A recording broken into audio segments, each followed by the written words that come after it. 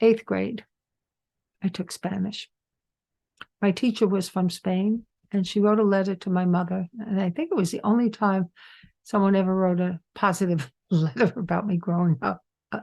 If you saw the time travel one, you'll know why I say that. And she wrote, "Your daughter speaks the best Castilian Spanish I have ever seen in all my years of teaching Spanish in Brooklyn."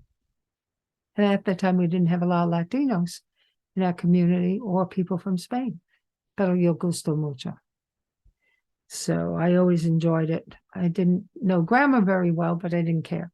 I loved language, the feel of it. When I got to be a psychic, flash forward, one day the phone rang. "Nancy, I was told that you can sometimes see things that are not of this world." I said, "Maybe, depends." "Well, we'd like you to come to the YWCA in town.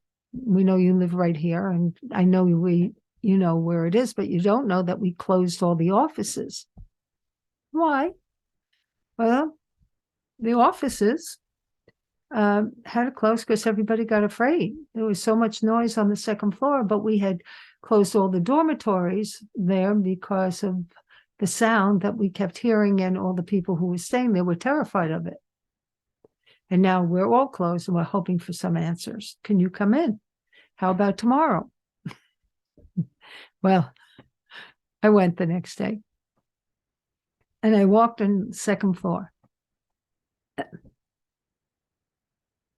Nothing, empty, quiet, to the very last room in the corner where, oh, honey, what do you see? I looked at the person who was escorting me. There's a little young woman, about 17, who was here, and she committed suicide. A little girl with very dark black skin, beautiful, sweet feeling to her. Yes, there was. "Okay, can you just stay away for a moment and let me be?"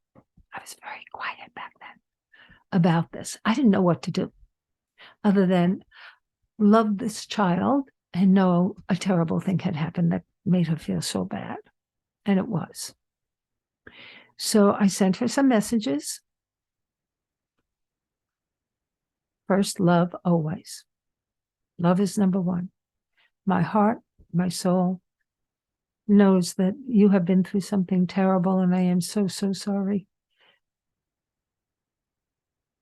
I'd love to be your friend, and I know you need friends, and I can be a good friend, I promise you. She looked up. I said, "You were raped multiple times by multiple people." "Yes," just a nod, kind of, that I got back. So at that moment, I didn't know what to do next. So I did what I do when I don't know anything, is please send me help. Next thing I know, I see before me a vision of a woman, strong, dedicated, feisty, with flowers, roses. She wasn't little.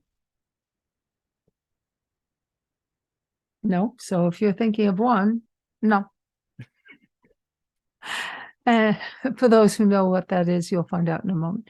So I didn't know what to do other than to watch. And she walked over to this girl through a garden of the most beautiful, actually, these fields of flowers, wildflowers, beautiful. The light was vast in the room. It filled the whole place. And she walked over to her and gently handed her the roses and helped her come up and put her arms around her and held her, and then walked her through the fields, and the light got brighter and brighter, and they were gone. So I sent back a thank you, not knowing where or who this is. And she then proceeded to tell me, anytime you need help, just let me know. I thought, handy. So I go home and I'm thinking about it. And that night I closed my eyes. I thanked everyone.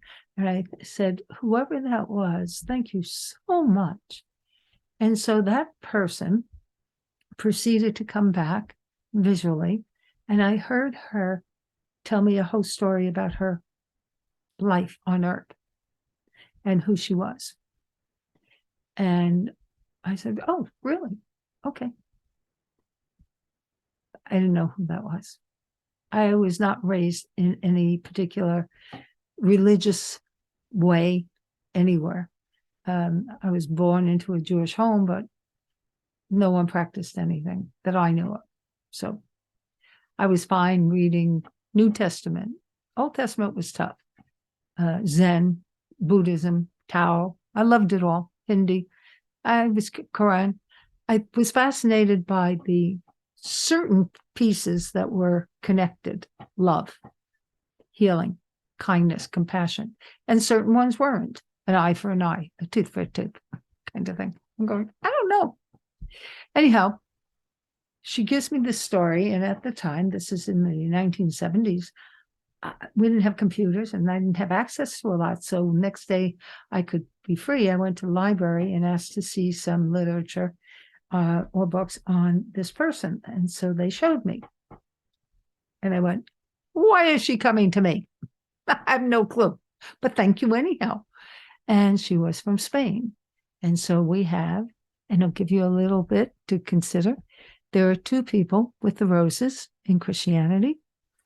They were the eagle and the dove. And you can look that up and see who they are. I'm going to keep it a surprise and a secret because I love doing research, and I hope you do too sometimes. And if you're ever looking or you are in the field of anything that makes you curious, I hope you keep tugging at that curiosity, because that's what makes us grow and get surprises. And hopefully most of them are happy surprises, major happy surprises. We have enough other kind of surprises in life, don't we? And so before I close, thank you for listening, and I hope you subscribe when you get a chance. And I would love it if you have either read my books or going to read them and get them. Please post a review on Amazon. I would appreciate it. And if the rating is 5 stars, that's great. The reviews are what helps other people know the book exists. Thank you so much. And I hope you're having a beautiful time knowing you're here on Earth, and every moment you are here, there are possibilities and solutions. I hope you find all of them for yourself. Have a great day.